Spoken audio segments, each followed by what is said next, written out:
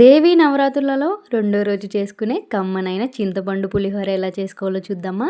ముందుగా ఒక కప్పు బియ్యం తీసుకోవాలి. అది మంచిగా కడిగేసేసి ఒక కప్పు బియ్యానికి 2 కప్పుల దాకా వాటర్ వేసుకోవాలి. ఇప్పుడు అందులోనే మనము కొంచెమంత పసుపు మరియు రుచికి తగినంత ఉప్పు, కొంచెమంత నూనె వేసేసి మొత్తం మంచిగా కలిపేసేసి పొయ్యి మీద పెట్టేసేయడమే. అన్నం అనేది ఉడికేలోపు మనము ఒక చిన్న నిమ్మకాయ సైజ్ అంతా చింతపండు తీసుకొని అందులో గోరువెచ్చని నీరు వేసేసి ఒక 10 నిమిషాలు పక్కన పెట్టేసుకోవాలి. అలా ఒక 10 నిమిషాల తరువాత చింతపండు మంచిగా నానాక గుజ్జు తీసి ఒక చిన్న కడాయిలో వేసేసి చింతపండు రసాన్ని చేసుకోవాలి. అందులో 6 మిరియాలు మరియు 4 పచ్చిమిర్చి చీలికలు వేసేసుకొని దగ్గరికి వచ్చేదాకా ఉడికించుకొని పక్కన పెట్టేసేయాలి. ఇప్పుడు పోపు కోసం ఒక చిన్న కడాయి పెట్టేసి అందులో 1 టేబుల్ స్పూన్ నూనె మరియు 1 టేబుల్ స్పూన్ నెయ్యి వేసేసి గుప్పెడు పల్లీలు మరియు పోపు దినుసులు, కరివేపాకు రెమ్మలు, 4 పచ్చిమిర్చి చీలికలు, 2 ఎండుమిర్చి చీలికలు, కొంచెమంత పసుపు సరిపోకపోతే వేసేసుకొని కొంచెమంత ఇంగు కూడా యాడ్ చేసుకొని మంచిగా ఫ్రై చేసుకున్నాక ముందుగా ఉడికించి పెట్టుకున్నాక అన్నంలో వేసుకోవడమే.